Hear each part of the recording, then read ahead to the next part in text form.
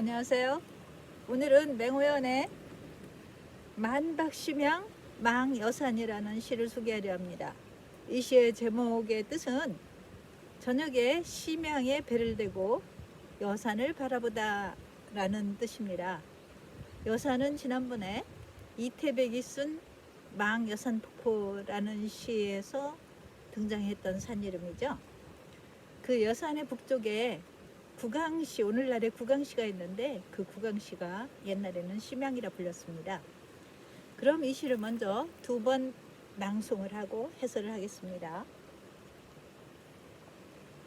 완보 슌양 왕楼山 挂席几千里 名山都未逢 伯州浔阳郭 时见香罗峰 长读远公传 永怀城外中 东临经书近 日暮空文中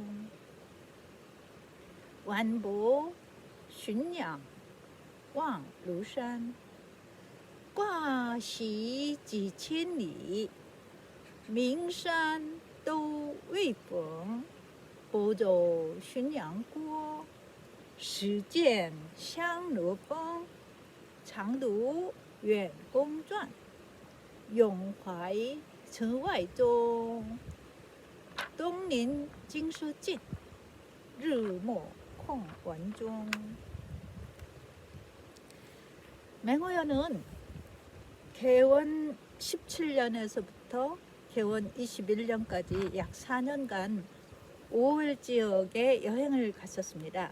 이 시는 그 여행길에서 돌아오는 길에 강서성의 그 구강시, 옛날 이름으로 심양이라고 그러는 그 구강시 앞에 흐르는 양자강에 배를 태고 가까이 있는 여산에서 들려오는 독림사의 종소리를 들으면서 쓴 것입니다. 맹호연은 송나라 어무가 창랑시화에서 梦想养学力下韩退之远胜而其实独出退之之上一位妙物而已 라고 해서 그 한유의 시보다 훨씬 낫다는 평가를 들었는데 어무의 이 시를 시평을 소개를 해보면 맹양양이라는 것은 양양이 맹호연의 고향이기 때문에 그 고향을 가지고 호처럼 쓴 것입니다. 맹양양의 학력은 하한퇴지 원심이나 학력은 그 한퇴지는 한유죠. 한퇴지보다 훨씬 아래이나 그러나 기시, 그 시는 독출, 퇴지지상, 그 한퇴지의 위에 유독 뛰어난 것은 일미묘오이라, 묘오일 뿐이다. 이렇게 해서 그 시가 독출 퇴지지상, 한퇴지의 시보다 유독 그 위에 솟아 있는 것은 오로지 묘일 뿐이다 라고 해서 칭찬을 했는데요. 그 묘라는 것이 저 어무가 굉장히 숭상하는 개념이죠. 성당시는 투철지오다, 그 오하고 묘의 오하고 같은 오죠. 그러니까 시인으로서의 특별한 비상식적인 오로지 시에만 있는 어떤 깨달음을 맹호연은 깨달았다, 이렇게 칭찬한 건데요. 맹호연은 경전을 연구하지도 않고 왕유처럼 불교에 열심이지도 않고, 그리고 무슨 두부나 이백이나 왕유나 이런 사람들 모두 벼슬을 했었는데 벼슬도 하지도 않고 하여서 그 자기를 표현하는 방법이 오로지 시에만 있었기 때문에 그 시가 더 유난히 특별하지 않았나, 독창적이지 않았나, 그리고 어렵지도 않고 그래서 굉장히 왕유맹오연을 산수시파라고 그러는데, 유난히 그 자연, 어렵지 않게 자연을 묘사하고 은거에서 사는 삶에 대한 그 가벼운 즐거움, 그것을 표현한 게 이 묘로 나타나지 않았나 생각합니다. 자, 그러면 이제 만박 심양 망여산이라는 이 시를 한 구씩 해설을 해보겠습니다. 挂席及千里 名山都未逢 괴석기천리 명산도미봉. 괴석기천리라는 것은, 괴석이라는 것은 그 배를 타고 여행을 갔던 걸 얘기하고, 기천리는 자기 고향 그 양양으로부터, 후베이 성의 양양으로부터 5월 지역, 그러니까 월이니까 절강성이죠. 절강성 끝에까지 그 갔던 그 거리를 기천리로 표현을 한 거죠. 양양으로부터 절강성 끝에 무슨 사오싱이라든가 닝보라든가 그런 데까지 여행을 했지만, 명산도 미봉, 명산, 유명한 산은 모두 만나지 못했다.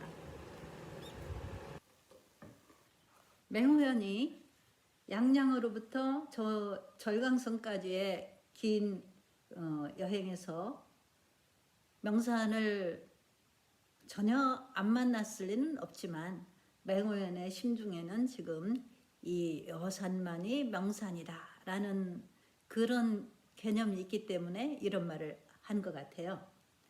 예를 들면은 사오싱에 있는 콰이지산, 회계산 같은 것도 명산이라 할 수 있는데, 그것을 염두에 안 두고 있는 거죠. 자, 그러면 그 다음 구로 넘어가서 보저우 슌양구 시젠 샹루펑. 박조 심양곽, 곽이라는 것은 성곽해서 큰 도시를 방해하기 위해서 성과 곽을 쌓는데, 안쪽에 있는 그 성벽을 성이라 하고 바깥쪽에 있는 성벽을 곽이라 해요. 그러니까 심양곽이라면 이중성, 그 구강시, 그 당시에 심양시의 그 성곽 바깥이니까 그렇게 해석하면 되죠.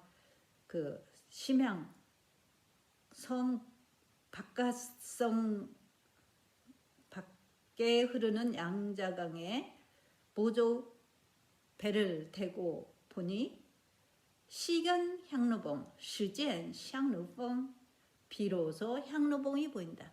이 향루봉은 개원 13년, 그러니까 이 시를 쓰던 개원 21년보다 8년 전에 이태백이 가서 향루봉을 바라보면서 향루봉에서 내려오는 폭포를 보고 망여산폭포라는 시를 썼었죠. 르자오 향루 성즈옌이라는 바로 그 구절, 그리고 페이류즈샤 산첸츠라는 명구를 담고 있는 그 시를 썼었는데, 향루봉을 바라보면서 맹호연도 4년 전에 황학루에서 헤어진 이백이 저기를 갔었지라는 생각을 아마 떠올렸을 거예요.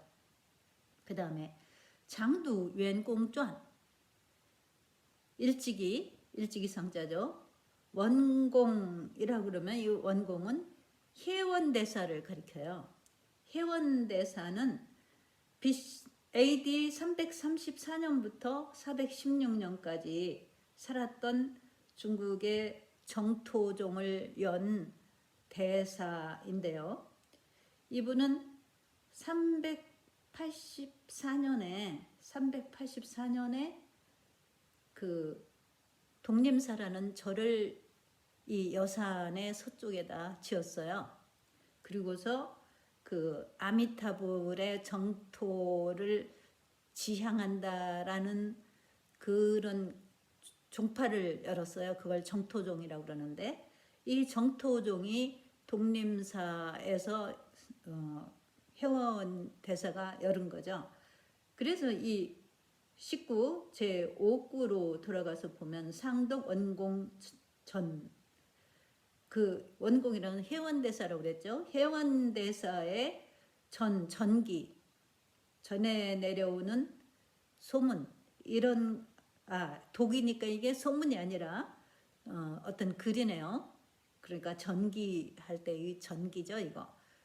해원대사의 전기를 일찍이 읽고서 용화의 전화이종, 영원히 전화이종, 그 전화이종이라는 것은 종은 발자취인데 그 해원대사의 발자취를 영원히 그리워했다.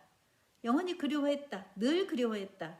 그런데 이 해원대사의 발자취, 그 바깥세계, 사바 세계 밖에, 그러니까 수도의 세계, 수도의 그 발자취를 늘 그리워했다. 자기도 그렇게 수도를 하면서 그 은거 생활을 하고 싶은 마음을 복합적으로 나타낸 거죠. 예, 그 다음에 독립증서진 르모 콩 원종, 독립정사, 바로 그 해원대사가 지은 독립정사가 이 지금 배를 대고 있는 여기에 가까이 있기 때문인지 르모, 해는 지는데 콩 원종, 공연이, 이 콩자는 공연이라는 뜻도 있지만 여기서는 그 뜻보다는 종소리가 아주 은근하게, 은은하게, 희미하게, 그런 의미로 썼을 것 같아요. 의미하게, 희미하게, 은근하게 종소리가 들린다.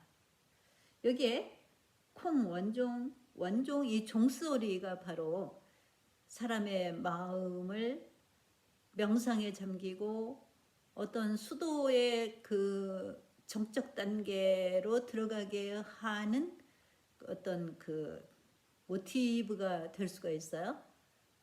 그래서 여기에 이 원종할 때 이 종은 선시, 불교의 그 선종 수도를 하는 과정 중에서 나타내는 시들을 선시라고 그러는데 수도하는 과정 중에서 쓴 시들이죠. 그걸 선시라고 그러는데 이 맹호연의 어떤 참선, 수도 그런 단계는 별로 그렇게 깊은 단계에 이르지 않아요. 그래도 지금 여기서는 독립정사, 그리고 해원대사, 종, 이런 것이 합쳐져서 맹호연의 다른 시보다는 조금 더 그 심층부로 들어간 선시의 느낌이 살짝 나죠. 예, 그럼 이렇게 해석을 하고 이 시를 다시 2번 낭송하는 것으로 마치겠습니다. 완보 슌양 왕 루산, 挂席几千里，名山都未逢。亳州浔阳郭，始见香炉峰。常读远公传，永怀尘外中。东临经书尽，日暮况文中。晚泊浔阳望庐山，挂席几千里，名山都未逢。亳州浔阳郭，始见香炉峰。常读远公传，永怀尘外中。东临经书尽，日暮况文中。